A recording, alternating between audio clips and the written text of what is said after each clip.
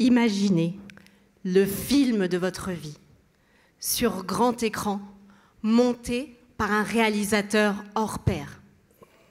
Moi, des réalisateurs, j'en connais plein, des dizaines, des milliers. Rien que dans cette salle, j'en vois déjà des centaines. Imaginez le film de votre vie. Je connais son réalisateur. C'est votre cerveau. Comme tout bon professionnel, votre réalisateur a ses outils. Par exemple, sa caméra, c'est votre œil. Son micro, votre oreille. Et son logiciel de montage, d'après vous? Eh bien, c'est votre mémoire.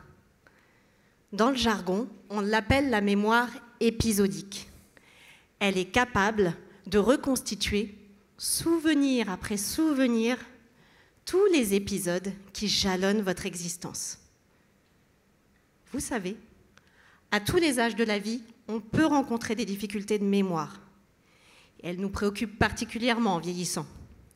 On a tous cette crainte, pour soi ou pour un proche. Et si c'était une maladie d'Alzheimer? Surtout quand on cherche un code, quand on a oublié un prénom, ou quand nos enfants nous disent « ça va maman, celle-là tu nous l'as déjà racontée 3 fois ». On peut tous se demander un jour ou l'autre si le logiciel de montage n'est pas cassé.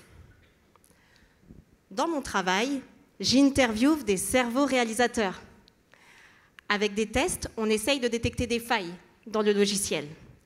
Le problème de nos tests, c'est qu'ils ne nous permettent pas toujours de bien comprendre comment la personne s'y prend pour produire un film coûte que coûte, malgré la maladie, malgré le logiciel cassé. Alors, j'essaie de comprendre comment, à partir d'une même scène, différents réalisateurs vont produire des récits de souvenirs fondamentalement différents. Et nous avons déjà recueilli plus d'une centaine de données auprès de participants jeunes, âgés ou atteints de la maladie d'Alzheimer. Nous avons comparé leurs récits, qui varient sur des éléments très différents. Certains vont faire le focus sur les personnages qu'ils ont vus dans la scène, d'autres sur leurs actions, leurs éléments de conversation, leurs émotions peut-être, bref. Tant de variations. Et qu'est-ce qui est imputable au vieillissement, à la maladie ou encore à la sensibilité propre de chaque réalisateur? C'est ce qu'il nous reste maintenant à déterminer. Parce qu'imaginez le film de votre vie réalisé par Spielberg. Ce serait un beau film, mais ce ne serait pas le vôtre. Je vous remercie.